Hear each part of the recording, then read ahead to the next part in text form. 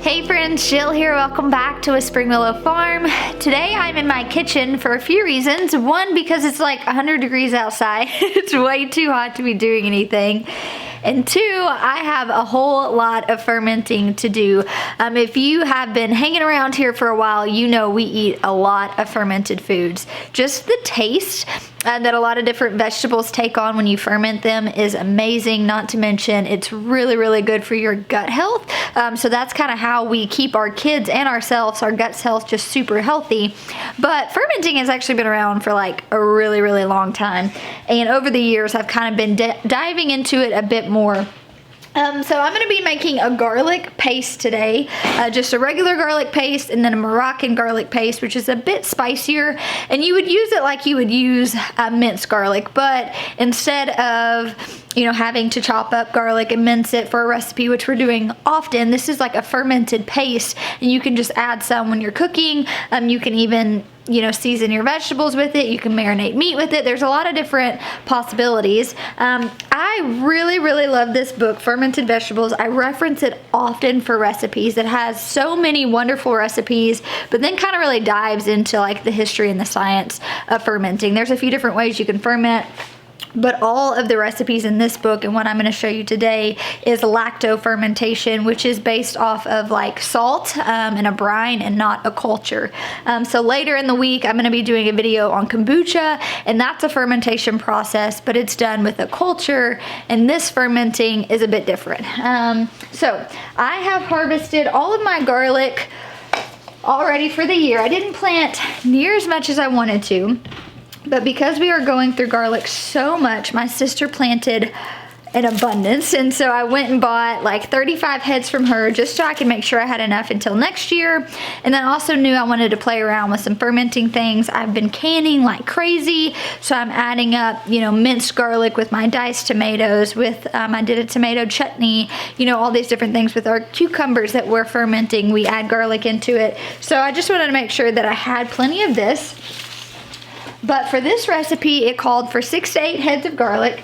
So I went ahead, got that here. Now I am going to remove all of the skin from them, cut them up into larger chunks, and then throw them in the food processor. So one thing I should note at the beginning of this video, it is going to take you a hot minute to peel all this garlic. So I've enlisted my cute little helper over here. He did tell me a trick. If you just like toss them in water, then it helps the skins come off a lot easier. It also referenced that in the recipe as well, that this is the most time consuming part of the entire fermentation process, but that it's well worth it. Now, one thing I get asked often kind of before we jump into actually fermenting the garlic is, one, why do you ferment? Why is this your, preferred way of preservation? And then two is like, well, don't I need all these crocks and all these weights and all these different jars? And then that immediately tells people that this is this scary thing, right? And they get intimidated and then they don't do it. And I just kind of want to speak to that for a second. Although you can ferment in these fancy old, crocks, and some are even handmade ceramics, which I would love to have one of those. It's not at all necessary. And when I started out, I did have a fermenting kit, which came with lids. It came with like a degasser. It came with weights, and that was extremely helpful. But it's not at all necessary. If you have a Ziploc baggie and you have a jar, you can be fermenting food. And that is actually the method I'm going to be doing today, because I usually always show you guys how to ferment with weights. But I really wanted to speak to those of you who want to get into it, but maybe you just don't like it. Maybe you don't like how fermented food tastes. Maybe you had a horrible experience and you don't want to have invested all this money in weights and certain types of lids. I want this to be something that you can hop in your kitchen as soon as you're done watching this video, start chopping up some garlic and make you some fermented garlic paste. So here I've got my Wex jars. I did this video. There's nothing fancy in here. I do have a weight in here. Here are the jars or here are the lids that came with the fermenting kit. So you've got these little fermenting lids. There is a weight in here. So there's a lot of different ways you can do it. I actually prefer to ferment in clear jars so I can see what's going on. I can tell when the water starts getting murky. I can see the air bubbles. I can see all the things happening.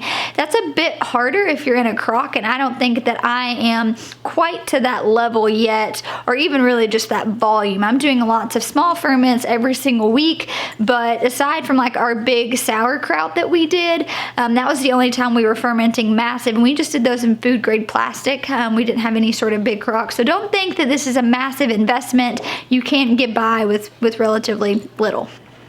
Alrighty, so now I'm just gonna take my garlic. I just cut the ends of them off. I'm gonna toss them in the food processor. And the goal is you're just aiming for like a thick consistency, like a paste type consistency.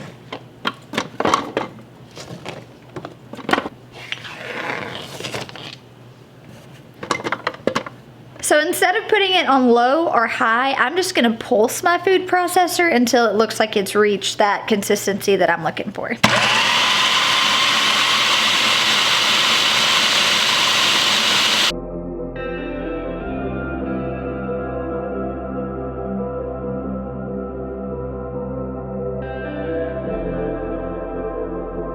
Alright, you guys can see it has definitely got that thick, sticky, paste-like consistency. It smells amazing. So I grew the chestnut and the music varieties this year.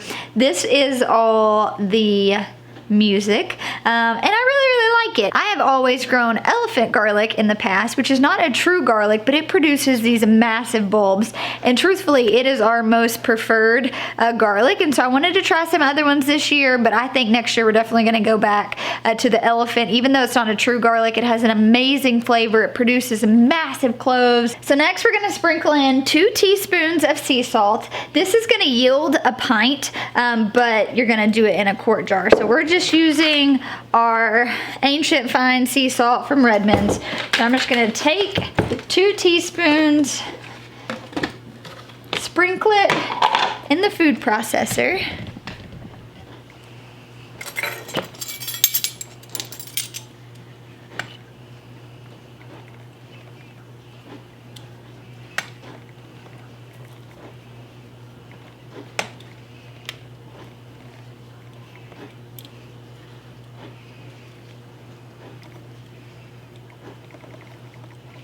So like I mentioned, when it comes to fermenting, you can do a brine ferment or a salt ferment. The salt's really important. You can add too much salt and then your ferments become inedible and it doesn't actually ferment the way it's supposed to. Or you can add too little salt and it doesn't react all the other things and the fermentation doesn't happen like it's supposed to. Recently, Nathan made a batch of cucumbers, and he told me after he made them, he's like, I just don't think I added enough salt, and he kind of just went off of muscle memory, and then the inside of our cucumbers were just mush. They were inedible. We ended up having to feed them to the pigs, and that was because we didn't have enough salt. So even though we can look at this, you're like, oh my gosh, that's quite a bit of salt on there.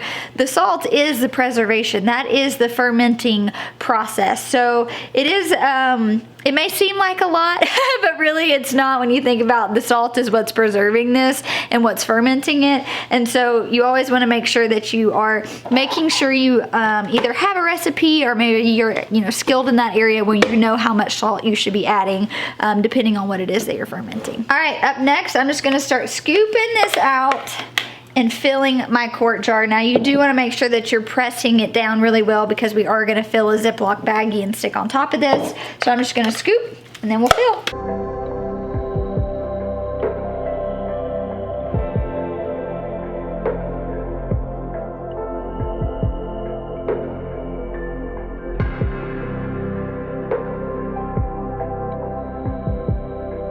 Alright, so I do have one of these handy dandy tools that help you just make sure you push everything down. This gets really important when you're using, if you're doing sauerkraut, and there's so much liquid in that anyways.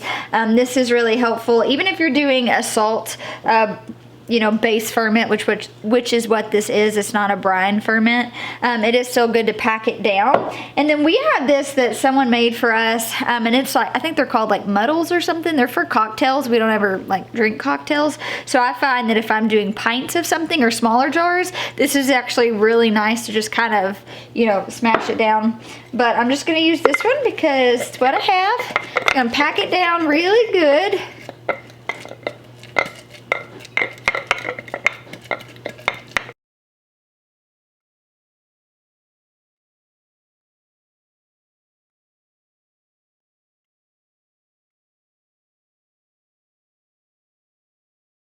All right, so now is when you're gonna get your bags out. I do like to keep these compostable bags on hand for when I'm wanting to do something quick like this and not have to use the weights, because I do like to try to reduce as much plastic as I can.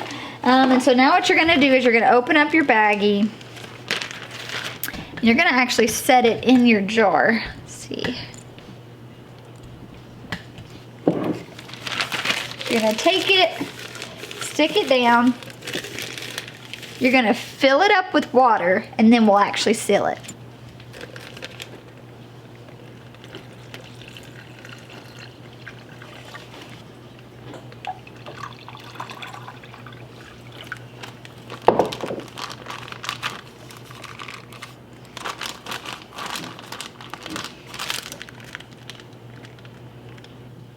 Alright, so now you guys can see that that is acting like a weight. I've got it pressed down really good on the garlic. Alright guys, and that is it. So now you're just going to take this, store it in a place that doesn't get direct sunlight. So here in my kitchen, I kind of have my fermenting corner.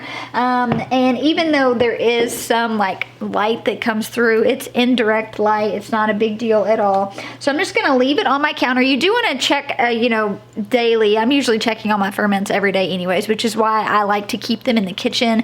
I'm not putting them, down in the basement where I'm never going to. It doesn't have to be a, dark cave-like atmosphere. You just don't want to go take this and set it in your windowsill, because that will affect your ferment. But I do want to make sure that the garlic is staying submerged. And so if you do need to like take a spoon or something and kind of move your bag of water around to make sure everything's submerged, that's totally fine. Then I'm going to stick it over here, and it's going to ferment for like 14 to 21 days. Now, usually what I do, a lot of my ferments are like 7 to 14 days, or with this garlic, it's 14 to 21 days. At that 14-day mark, I'm gonna start testing it and seeing what it tastes like. With this garlic paste, it's like a minced garlic.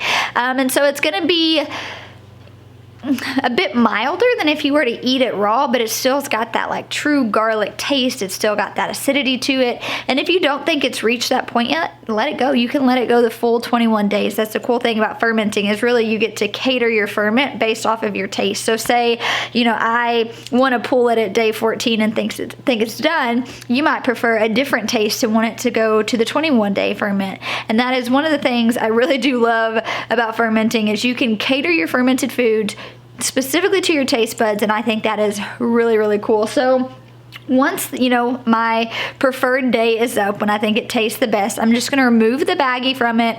I'm going to put a lid on it and stick it in the refrigerator and use it like I would a minced garlic. Throw some olive oil in a cast iron, throw this in there, saute it up, and then it'll be good in the fridge for like up to a year, which there's no way this will last us a year. We'll be going through this pretty frequently. I'm probably going to be making a couple batches of this and just altering the flavor some. So there's like a Moroccan one I'm doing that's a bit spicier. I'm gonna do one that's kind of like a curry base, and so it can just easily go with each of the different types of meals that we're doing. But I hope this was helpful, and I hope that this encouraged you that you don't have to invest in all this equipment to ferment food. You literally just need a baggie, water, jar, and whatever it is you're gonna ferment. I will link the book down below if you wanna buy this book so that you can be, jumping into all these different recipes yourself. But thanks for hanging out with me in the kitchen today. I'll talk to you guys soon.